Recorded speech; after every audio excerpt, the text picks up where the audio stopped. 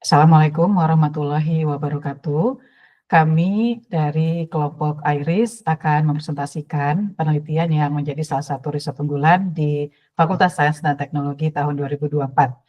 InQNer 2.0, dataset pedoman untuk pengenalan entitas bernama pada terjemahan Al-Quran berbahasa Indonesia. Ini adalah salah satu tahapan untuk menuju ke pengembangan Islamicpedia, yakni satu basis pengetahuan yang autentik di bidang keislaman. Kemajuan teknologi saat ini sudah berada di level yang sangat maju dan sangat kompleks. ChatGPT dengan mudah menunjukkan hal tersebut. Namun, di bidang keislaman, ChatGPT memberikan tantangan yang sangat signifikan. Untuk menjawab hukum LGBT di Al-Quran, pertama, ChatGPT menyatakan bahwa Al-Quran tidak secara eksplisit menyebut istilah LGBT. Walaupun ia memberikan dua ayat yang relevan di dalam Al-Quran, namun pada akhirnya ChatGPT menyimpulkan dengan sesuatu yang dapat mengelirukan umat muslim pada khususnya, dan hal ini tentu saja menjadi satu tantangan yang cukup serius bagi umat Islam. Di titik ini, kami yakin bahwa adanya satu basis pengetahuan yang akurat tentang atau terkait dengan domain keislaman akan dapat menjadi solusi terhadap permasalahan tersebut. Kami akan membangun Islamicpedia, di mana Al-Quran dan tafsir Al-Quran serta hadis Rasulullah Shallallahu Alaihi Wasallam akan menjadi sumber informasi pada Islamicpedia. Setidaknya terdapat 3 proses utama yang dibutuhkan untuk membangun Islamicpedia. Dan untuk memiliki atau memperoleh model yang reliable atau model yang siap untuk diimplementasikan bagi setiap proses tersebut, kita membutuhkan evaluasi menggunakan dataset pedoman atau benchmark dataset. Alhamdulillah, saat ini kelompok IRIS telah memiliki 2 dataset yang dimaksud. Pertama, InQNer 1.0 untuk pengenalan entitas bernama, lalu InQEL 1.0 untuk disambiguasi entitas bernama. InQNer 1.0 merupakan versi awal untuk dataset terkait. Di sini terdapat 2.475 entitas dan informasi semantik dari 8 surat di terjemahan Al-Quran berbahasa Indonesia. Berbicara tentang entitas bernama, pada kalimat ini saya atau kami bisa menjelaskan bahwa Bani Israel, kemudian bumi, Fir'aun, Haman, dan Bani Israel yang kedua di sini itu merupakan entitas bernama yang ada pada teks. Jadi mereka adalah nama-nama pada sebuah teks yang mengacu kepada objek spesifik yang ada di dunia atau di dunia nyata. Kenapa kita membutuhkan InQNer 2.0? Karena InQNer 1.0 hanya berisi 8 surat, hanya berisi entitas dari 8 surat di terjemahan Al-Quran berbahasa Indonesia, dan tentu saja ini tidak cukup untuk membangun Islamicpedia, maka kami mengembangkan InQNer 1.0 menjadi InQNer 2.0, di mana 114 surat yang ada di terjemahan Al-Quran berbahasa Indonesia akan diakomodir. Hal ini tentu saja tidak mudah, karena itulah kami melibatkan atau memanfaatkan apa yang disebut dengan Large Language Model atau LLM. Ini adalah detail bagaimana kami membangun InQNer 2.0. LLM akan dilatih menggunakan InQNer 1.0. Setelah itu, LLM akan diminta untuk memprediksi entitas beserta dengan label yang dianggap relevan pada 106 surat di terjemahan Al-Quran yang belum dilabeli. Karena dataset ini merupakan dataset pedoman, tentu kami harus memastikan bahwa dataset tersebut berisi informasi yang akurat. Karena itulah hasil prediksi dari LLM akan diverifikasi oleh manusia. Dalam hal ini, akan dilakukan oleh tim dari Lajnah Pentasihan Mushaf Al-Quran di Kementerian Agama. Dari verifikasi tersebut akan terdapat dua kemungkinan hasil prediksi yang benar atau keliru. Manusia atau tim LPMQ akan memperbaiki hasil prediksi yang keliru. Nah, setelah itu hasil yang benar atau pelabelan yang benar itu akan menjadi tambahan bagi dataset InQNIR 1.0. Proses ini akan dilakukan secara bertahap hingga seluruh surat di Al-Quran sudah diproses dan pada akhirnya kami akan mendapatkan InQNIR 2.0. Pada saat ini, progres yang bisa kami sampaikan kepada Bapak Ibu dari penelitian kami, yang pertama, kami telah selesai melakukan pelabelan seluruh surat, pelabelan entitas seluruh surat yang ada di terjemah Al-Quran berbahasa Indonesia, dan pelabelan ini dilakukan oleh LLM. Karena itulah kami menamai dataset yang dihasilkan ini sebagai Silver Benchmark Dataset. Saya akan tunjukkan hasil pelabelan tersebut melalui halaman ini. Jadi ini adalah contoh dari hasil pelabelan pada surat yang pertama, yaitu Al-Fatihah. Untuk menunjukkan variasi entitas yang lebih banyak, saya akan tunjukkan surat yang lain, yaitu surat ke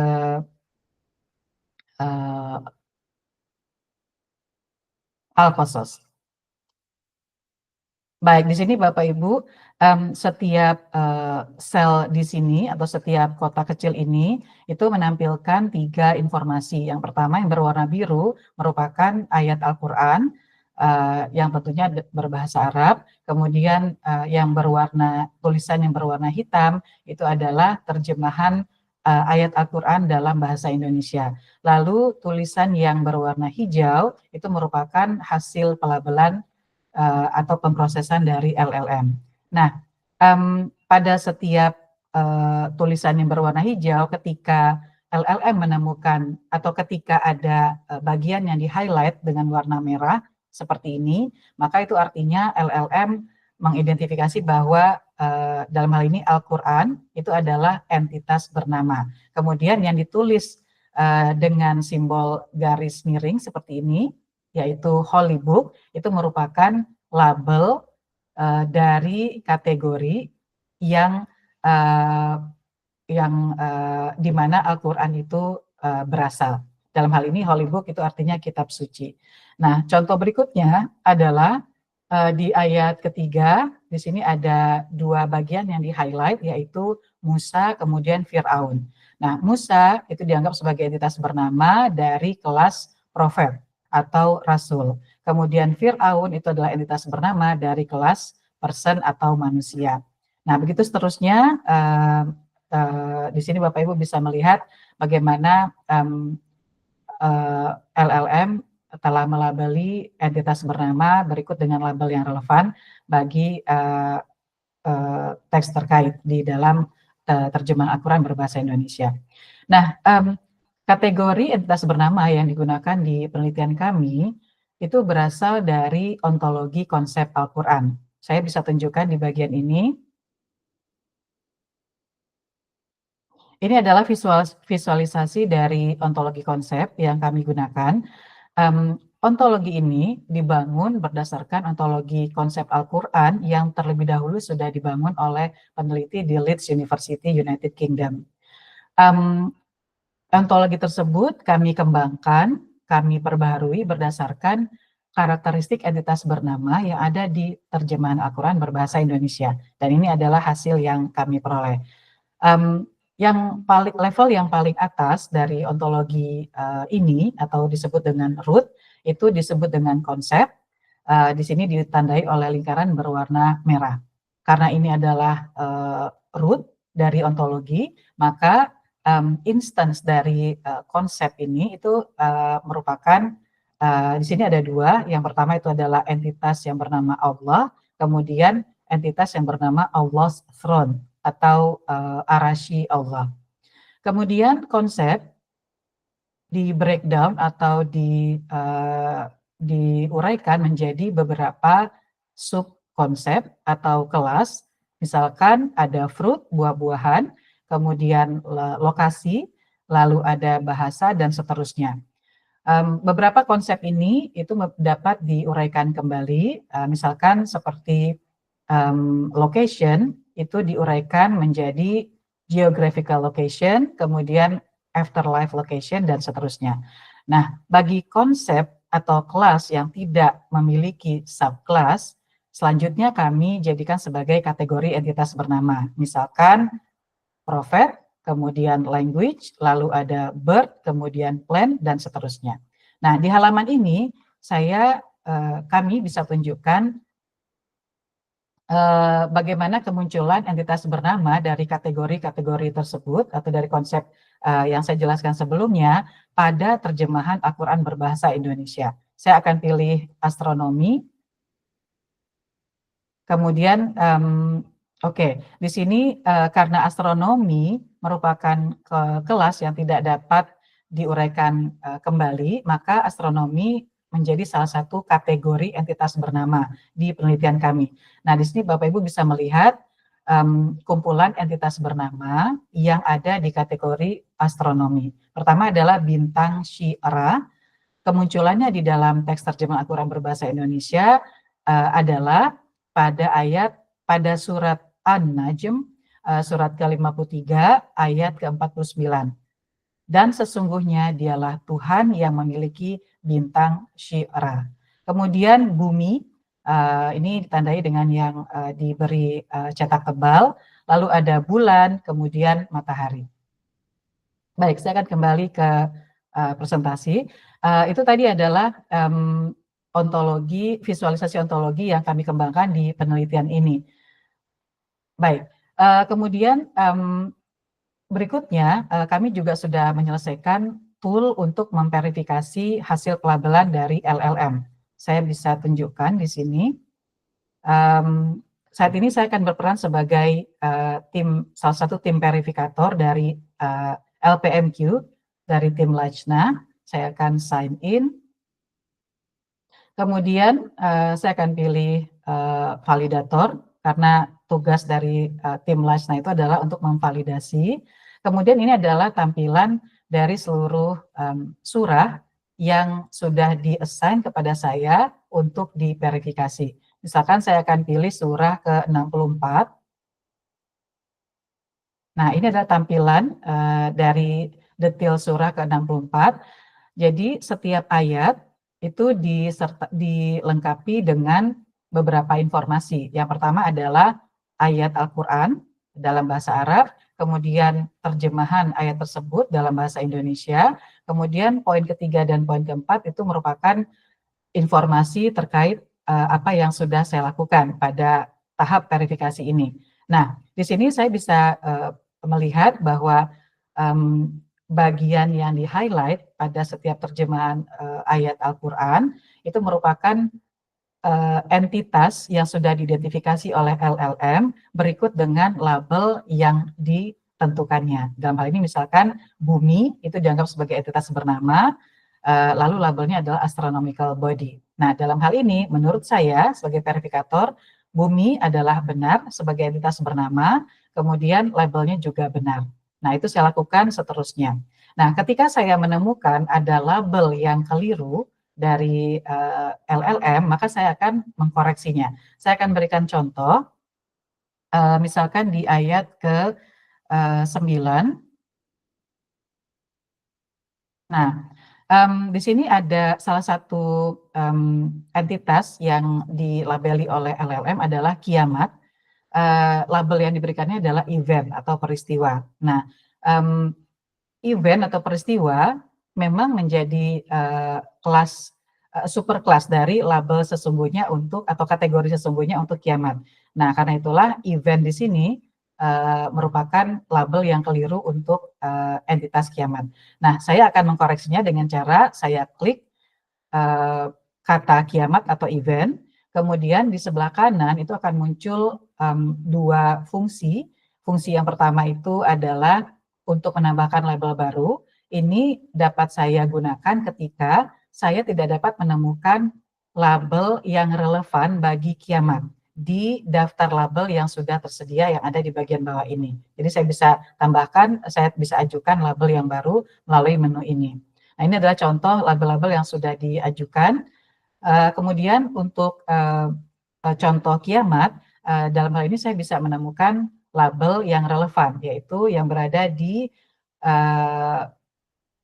kelas peristiwa, kemudian di bawah kelas peristiwa itu atau kelas peristiwa dapat dipecah lagi atau dibuat spesifik gitu ya, menjadi peristiwa setelah kiamat, peristiwa rutin dan sebagainya. Dalam hal ini kiamat itu berada di dalam kategori peristiwa setelah kiamat. Saya akan pilih dengan cara mengklik tombol choose, kemudian saya klik save changes karena saya yakin dengan perubahan ini. Baik. Ya, setelah proses perubahan itu selesai, saya bisa melihat di bagian di poin ketiga di sini bahwa saya telah melakukan perubahan atau koreksi label dari entitas kiamat dari event ke afterlife event. Nah, kurang lebih seperti itu. Nah, kemudian tugas kedua yang dilakukan oleh verifikator adalah menemukan entitas yang tidak dilabeli oleh LLM. Nah, kita semuanya tahu bahwa LLM itu masih melakukan halusinasi gitu ya, atau masih melakukan kesalahan. Artinya dalam konteks ini, dalam kasus ini, LLM bisa saja tidak mengenali entitas bernama pada teks tertentu. Nah, saya akan berikan contoh pada surat ini, itu ada di ayat ke-13. Nah, ini adalah ayat ke-13.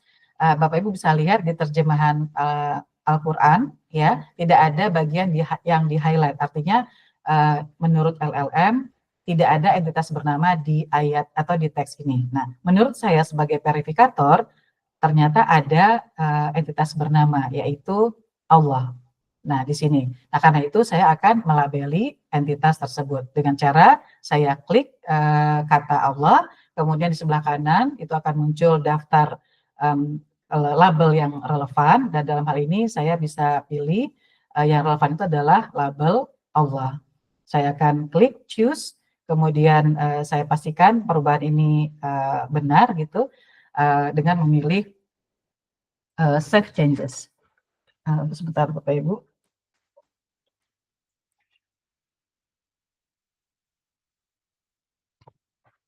Baik, nah ini kurang lebih demonstrasi dari alat verifikasi yang sudah kami selesaikan di penelitian ini.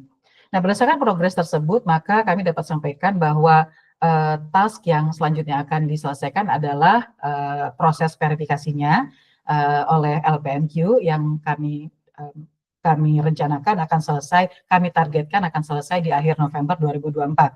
Kemudian setelah itu kami akan memperoleh hasil akhir dari InQNet 2.0 ditargetkan di akhir Desember 2024. Baik, InQNet 2.0 tentu berkontribusi sangat besar, tepatnya pada pembangunan Islamic Media, karena kami nantinya akan melengkapi dataset pedoman untuk proses yang pertama, yaitu pengenalan entitas bernama dengan dataset pedoman yang relevan, yaitu InQNet 2.0, di mana di dalamnya sudah terdapat atau sudah mencakup 114 surat yang ada di terjemah Al-Quran berbahasa Indonesia. Ketika kita menjadikan sebuah dataset bersifat multilingual, artinya mencakup banyak bahasa, maka tentu saja dataset tersebut akan memberikan impact yang lebih besar di skala internasional. Dan saat ini kami telah menginisiasi kerjasama dengan Sembok dan Sembok NT Lab yang ada di International Islamic University Malaysia. Kami akan mensupervisi tim di sana untuk membangun versi InQNet dalam bahasa Melayu. Artinya dokumen yang digunakan adalah terjemahan Al-Quran berbahasa Melayu. Dan selanjutnya kami akan bekerja sama dengan grup yang disebut dengan SIGSI, Special Interest Group in Southeast Asia, untuk mendapatkan versi InQNet dalam bahasa Tagalog, dari Filipina, kemudian bahasa yang digunakan di Thailand, Myanmar, Brunei Darussalam, dan seterusnya yang ada di Southeast Asia. Baik, pada saat ini, pada saat yang bersamaan kami juga sedang membangun hal yang lain atau komponen lain untuk menuju ke Islamic Media, dan itu adalah ALIF. ALIF itu singkatan dari Human Large Language Model Integrated Framework for Entity Linking, atau untuk melakukan disambiguasi entitas bernama. Demikian dan terima kasih.